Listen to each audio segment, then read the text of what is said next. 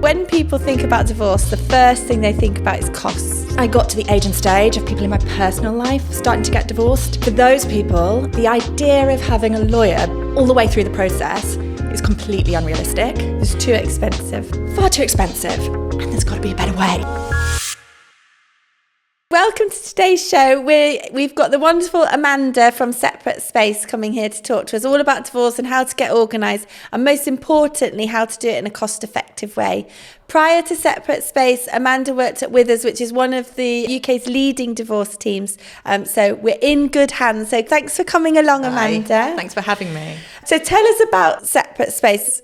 Yeah, so I am a divorce lawyer by background, and was lucky enough, as you say, you mentioned Withers, to work in what is actually one of the leading family law teams in the country, and with excellent lawyers and ethical lawyers. Yeah. But as I got to the age and stage of people in my personal life starting to get divorced, I saw a disconnect. Yeah. Because for those people, and they were homeowners, decent jobs, the idea of having a lawyer by your side at the end of the phone, all the way through the process, is completely unrealistic. It's too expensive. Far too expensive. And so what a lot of people do, and this is true of the vast majority of people going through divorce, they either have no help whatsoever, or they have an initial meeting right at the early days, perhaps shortly after they've decided to separate permanently. Then they go through the process, and a year or so later, they go back to that lawyer and get it written up and formalised. What's happening in between, and that is the best part of a year, if not longer, they're negotiating their way out of the most complex legal contract of their lives without professional support, with a broken heart, if they're a parent, while supporting their kids through the transition. And there's got to be a better way. That cannot be a way to divorce well. So we've created SeparateSpace. It's an online legal platform for divorce, and it brings together in one place the guidance, information, tools you need to navigate divorce with confidence, and it personalises it to your situation. And more than that, it's accessible. It's accessible in terms of price, but also available 24/7. So when you wake up at 2 a.m. thinking, am I responsible for my ex's credit card debt? You can log on, ask the question, get an answer. Amazing. Part of the problem is this complete feeling of overwhelm. There's tons of information online. Some of it's good, lots of it's bad. Lots of it is relevant in a different country or out of date. So there's that kind of rabbit in headlights feeling that people get at the beginning. And what we wanted to do with the platform was make sure people are getting the right information at the right time without overwhelm. I think when people think about divorce, the first thing they think about is costs. So we've had guests on the podcast before who've quoted up to hundreds of thousands of pounds for a divorce. I'm sure you've seen it in the past where it can get so expensive. But what do normal people do to keep down costs when they're divorcing?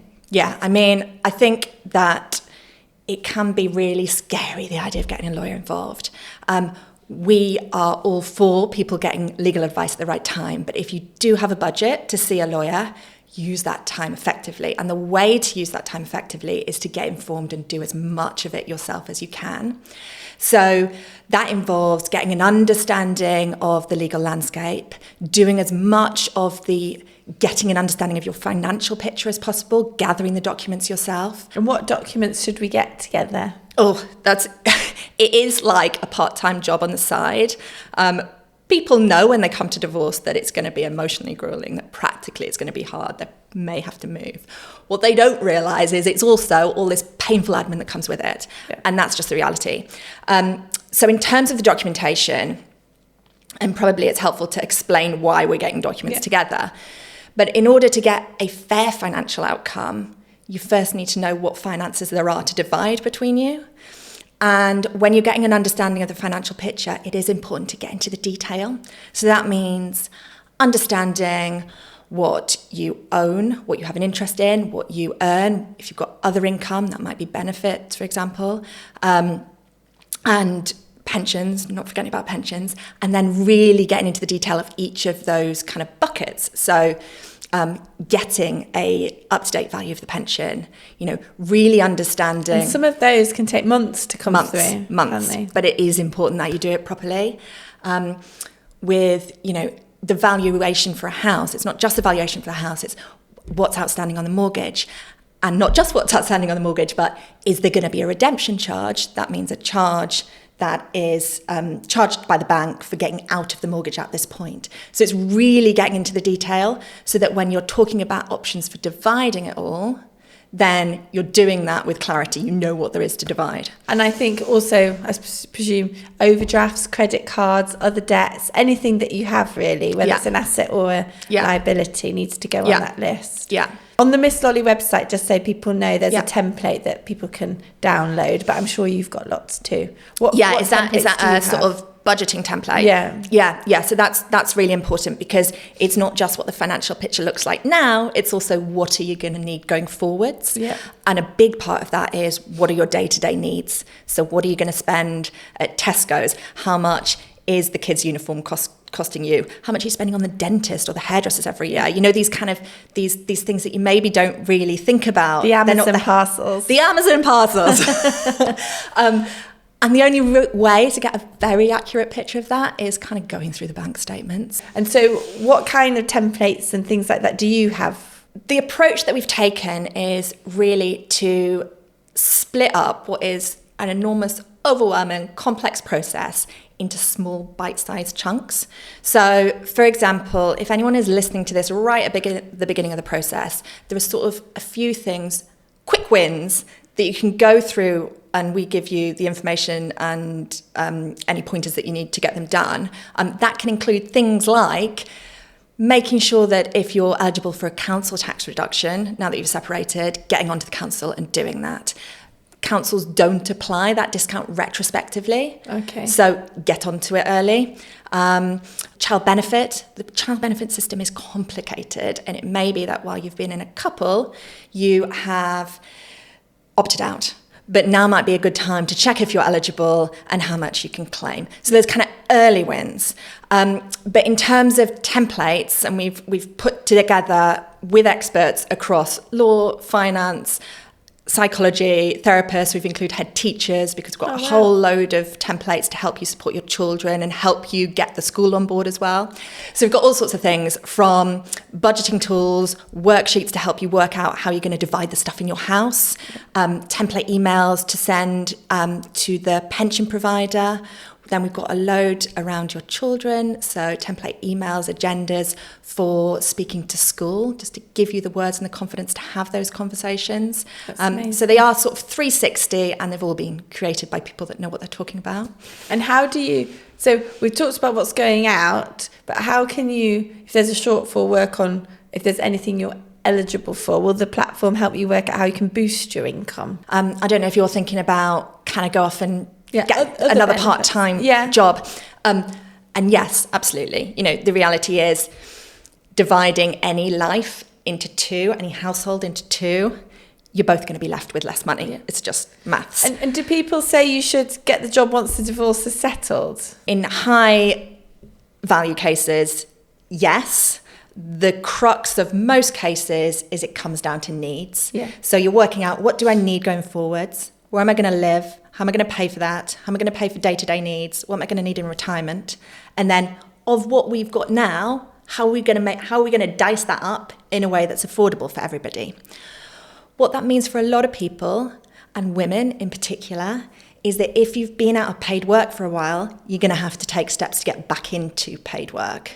And what I would say, if you are in the process of looking at that, whether it's a part-time job or a full-time job or freelancing, whatever, is to be realistic about what your earning capacity is. If you've been out of the workplace for 8 years, it's unlikely that you're going to slot in where you left off and earn the same as you did then. You know, so again, it's about making informed decisions, doing your research. So getting in touch with recruiters, looking at job ads, updating your CV, getting the evidence about how much you actually can earn, not what you wish you can earn, or what you may be earning in 5 years. It may be realistic in 5 years, but perhaps not in 6 months. And there is a website called Turn to Us. I don't know if you've heard of it. So it's Turn, TURN, and then the number 2, then Us, where you can see if you're eligible for any other benefits. Yeah, it's got an excellent benefits calculator. I'd recommend it. Okay, and then, so 1 minute you're together and the banking usually is done in some sort of joint way. How do you separate out the banking and who's doing what in those really early stages? Yeah, it's a stressful time. Yeah. And I think it's the time when, not for everybody, but for a lot of people, the emotions are really overwhelming. A couple of pointers. One is that if you don't have a sole account, now is quite a good time to open one. You will have to tell your ex about it. You have to tell them about all of your financial picture, worldwide, everything there is. So it's not about having a secret account, but it can be easier to open an account when you've got that continuity of address history. Yeah. So it's just an easier admin task to do now than it might be in 6 months. If you've got joint accounts, be proactive with your ex about what you're doing with those accounts. There are various options, but for example, you could go to the bank and say, we need to both consent, we need to both sign in order to withdraw any money. You might say, neither of us are going to touch the money in this joint account except to pay for rent in the interim, or we each have a budget of this amount for legal support and we're going to use money from that, but otherwise we're not going to touch it. Some people decide to split it 50-50 then. But what I would say is, once money is gone, it's gone. So do take steps to be proactive about protecting it. Yeah, I often see accounts that are set up where each people pay in a certain amount that they've pre-agreed. That's for kids, so kids' holiday clubs, uniforms, so that there's things that crop up with kids that can add up to a huge amount. Yes, significantly more than child maintenance, let's be honest. Exactly. It can be an easier way then to decide, because the money's just in there, and as long as you're both honest about spending it only on the kids, then that can be helpful. And when you're communicating with your ex about this stuff, it's okay to be factual. It's okay to think about, how would I communicate this if it was a colleague that I didn't particularly like? And you would be factual, and you would attach a receipt, and you'd be like, okay, I've paid for this school trip. It's on this date. Here's the comms from the school. I've taken it from this account. Being quite mindful about the way you're communicating on this stuff with your ex can help. Yeah. Take the heat out of it, maybe. Exactly. And then, lastly, but definitely not least, we need to think about taking care of yourself, because it can be such a stressful time, being pulled in all directions emotionally, but also physically, because maybe you were doing half the school run and now you're doing all of it. I don't know the situation, but taking care of yourself is really important. So are there any softer things on your site that help with those things too? We're very lucky to have had a number of mental health professionals involved. Dr. 𝗂𝗏 Rudkin, who's got decades of experience working with separating families. Joanna Harrison, who's author of 5 Arguments All Couples Should Have. They've both been involved in creating the resources on our platform, because we know it's really, really stressful, and we know it's hard, and it feels hard, not because you're doing it wrong, but because it is hard. Yeah. And so taking it easy on yourself and taking some time to yourself to kind of get used to all of this. It can feel like a complete identity disruption. Yeah. And at the beginning, that might feel scary and horrible and upsetting. But I've been doing the job long enough that I've seen people at the beginning of the process in a crumpled heap on the floor. Yeah. And fast forward 12 months, and they're excited about what their new life is going to look like. Yeah. So keep a bit of hope. Yeah. Yeah. And so where can people find you, and roughly what's the cost? So we are on Instagram. Come on Instagram. We post stuff every day, get a bit of support there. So it's your handle at SeparateSpace? It is. Take a look at our website, join up to our newsletter list, because we send out emails intermittently. We promise not to spam you. And in terms of the cost for members, we're available from £39 a month if you want to pay monthly, or if you want to buy a 6-month membership, it's £25 a month. Perfect. Well, thank you very much for your time. We'd love to have you on again. Thank you.